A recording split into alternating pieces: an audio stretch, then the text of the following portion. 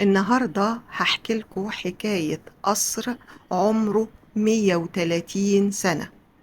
القصر ده من ضمن القصور اللي منسية في وسط البلد، واللي محدش واخد باله منها ومن تاريخها العظيم. القصر ده عمره أقدم من دول. القصر ده موجود في شارع عماد الدين في تقاطعه مع شارع محمد نجيب. ما تيجوا بينا نتفرج على القصر ونسمع حكايته. قصر جلال باشا اتبنى في القرن التسعتاشر أو في أواخر القرن التسعتاشر في منطقة وسط القاهرة، تحديدا عند تقاطع شارع عماد الدين مع شارع نجيب الريحاني. المنطقة دي بتعد من أكتر المناطق حيوية في القاهرة، وبتتميز بوجود العديد من المعالم المعمارية البارزة. والمبنى ده قديم جدا، اتبنى سنة 1897، وهو من تصميم المهندس المعماري الإيطالي الشهير أنطونيو لاشاياك بيك. ده كبير مهندسي السرايات الخديوية في ذلك الوقت، وقد عمل على تصميم العديد من المباني اللي بتجمع ما بين الطراز الأوروبي الكلاسيكي والعناصر الشرقية.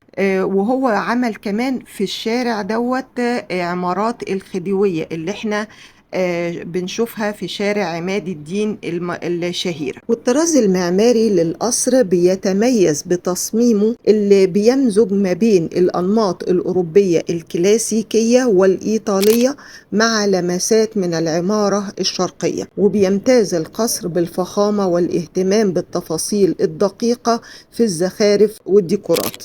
ولو بصينا كمان على القصر هنلاقيه إن هو بيتميز بالوجوه الفرعونية المطلة على الشارع من أعلى المبنى، وده هنلاحظه من خلال صور القصر القديمة ومن خلال التصوير. وبالنسبة للمواد المستخدمة في بناء هذا القصر، مواد فاخرة، استخدم فيها الرخام والنحاس والخشب المنقوش، وده أعطى للقصر طابعا فخما. ولو جينا بصينا لأهمية هذا القصر أو أهمية القصور اللي هي تمثله في الشكل، يعني بتعتبر أو بيعتبر القصر شاهد على التقدم المعماري في مصر في نهاية القرن التسعتاشر، لأن في الفترة دي كانت مصر بتمر فيها بتطورات سياسية واجتماعية مهمة. أما بقى بالنسبة لحالته اليوم، فالقصر لا يزال قائما في مكانه، ولكن نظرا لعوامل الزمن تعرض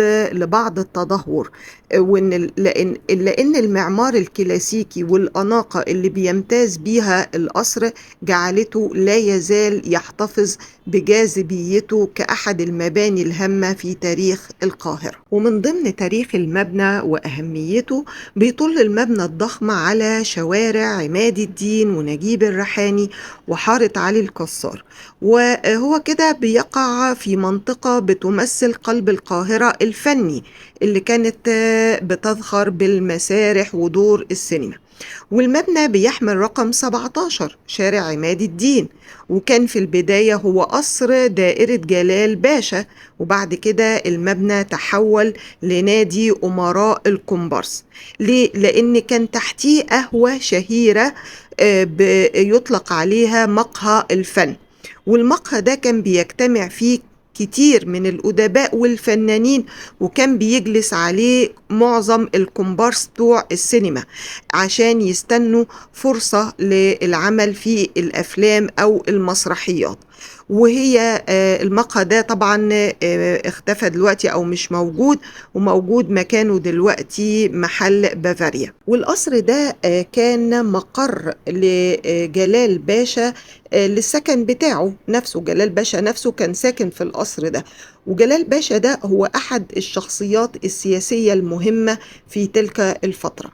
هديكوا نبذة كده بسيطة عن من هو جلال باشا. هو اسمه أحمد جلال الدين باشا، هو جندي ورئيس المخابرات الحمدية العثمانية في زمن السلطان عبد الحميد الثاني. هو من أصل شركسي. هو مش معروف تاريخ ولادته، ولكن هو معروف إن هو من أصدقاء الطفولة للسلطان عبد الحميد الثاني، وكان مسؤول عن المخابرات، وراح أوروبا علشان يقنع جماعة تركيا الفتاة يبطلوا معارضة. السلطان وعدوا إن هيديهم حرية الصحافة والعفو، ولكن لما الوعود دي ما حصلتش وزاد القمع والمعاملة الوحشية، جلال باشا فقد الثقة في النظام ومشي وساب شغله وهرب. وفي كلام بيقول إن هو كان متجوز واحدة مصرية، وده كان سبب يخليه يعيش في مصر بدل ما يتنيه قاعد في أوروبا. كمان في شائعات بتقول إن سكرتيره أدري باشا أو أدري بيك قلب السلطان عليه، وده خلاه يحس إنه لازم يبعد قبل ما يتأذي. طب هو إيه اللي خلاه جه قعد في مصر؟ لأن مصر كانت تحت حكم الدولة العثمانية، بس السلطان ما كانش له نفس السيطرة زي ما كان في اسطنبول، فكانت أأمن. مراته المصرية وأهلها كانوا موجودين هناك، فده ساعده إن يستقر.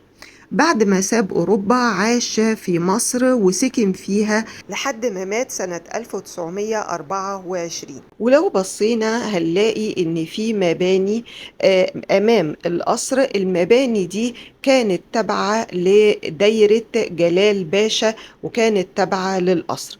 عايزة أقول لكم كمان إن في شارع متفرع من عماد الدين أطلق عليه شارع جلال باشا تخليدا لاسمه. والشارع ده موجود في عمارة كان بيسكن فيها عديد من الفنانين، زي أشهرهم زينات صدقي وإسماعيل ياسين وعبد السلام النابلسي. كلهم كانوا أو معظمهم ساكنين في العمارة ديت، وانا عملت لكم عنها قبل كده حلقة، لان الشارع ده قريب من مسرح نجيب الريحاني اللي هو جنب القصر على طول.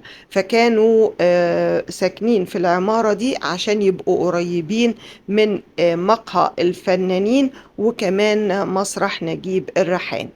وعايزة أقول لكم إن مسرح نجيب الريحاني لازق في القصر أو بيقع جانب القصر على طول. أنا كان نفسي فعلا أعمل لكم حلقة عن مسرح نجيب الريحاني، وحاولت بس هم رفضوا المسؤولين عن المسرح. قصر جلال باشا لا يزال يعتبر واحد من معالم القاهرة التاريخية، اللي بيعكس جزء من التراث الثقافي والمعماري اللي شهدته مصر في تلك الحقبة الزمنية. يا رب تكون المعلومات اللي جبتها لكم عن القصر عجبتكم، وما تنسوش ان اسرار وحكايات وسط البلد معايا انا مولي الحشاش، واشوفكم في جولات جديدة. باي باي.